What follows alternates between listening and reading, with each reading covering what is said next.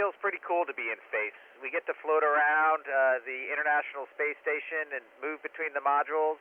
It's a pretty awesome experience, especially when we get to look out the window and see the entire Earth floating below us. Over.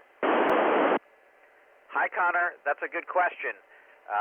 Well, my colleague up here, Chris Williams, came up on the Soyuz rocket with our Russian cosmonaut colleagues, and it takes them 2 or 3 hours to dock to the International Space Station.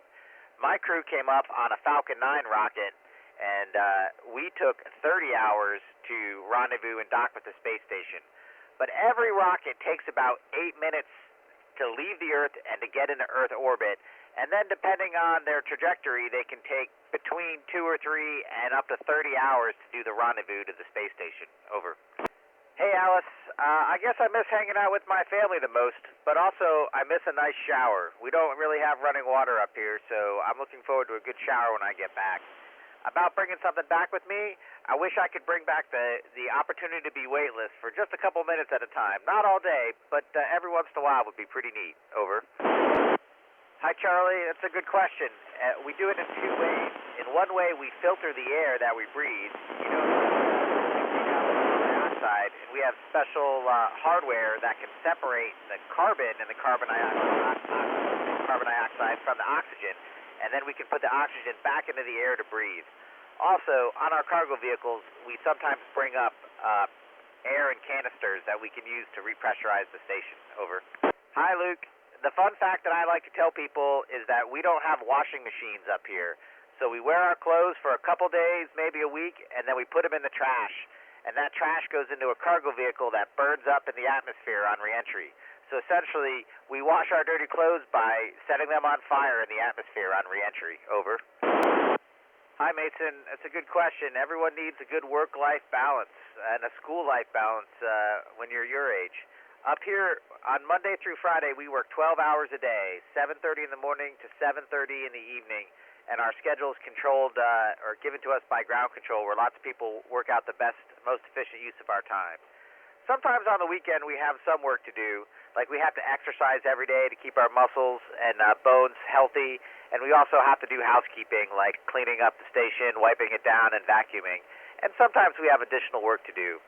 In our time off, we like to float around. We call home, write emails, read a book, look out the window at the beautiful Earth below us. Over. Hi, Sebastian. Thanks for the question. We have a pretty clean environment up here. All of the astronauts and all the materials that come up here quarantine for 2 weeks before they come into the International Space Station to make sure that nothing's alive and on it when it comes up here, and none of the astronauts are sick.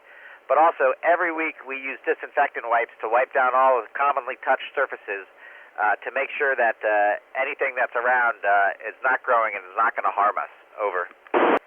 Hi, Tara. Thanks for the question. The human body is really interesting, and the way that it reacts to the microgravity here in low Earth orbit is something that we're doing all sorts of research on. Our hearing doesn't change too much other than the fact that the space station is pretty noisy, and sometimes we have to wear hearing protection. For the smell, it's interesting because there's no gravity here, and our bodies are made of mostly of fluid. A lot of that fluid shifts upwards in the body instead of being pulled down to our legs. That can also often make astronauts congested and make it difficult to smell. And there's lots of other ways that the human body changes in orbit, and one of the reasons we're up here on the space station is to learn about how humans can live and work in space for long periods of time. Over. Hi, Aaron. The favorite meal I've eaten in space came from my French astronaut colleague, Sophie. She brought up a special French meal for us to share one day, and we got to taste all sorts of fancy French food, and it was very tasty, and it was a real good taste at home. Everything tastes a little bit different up here because we can't quite prepare and cook the way we do on Earth, but it's still pretty good food. Over.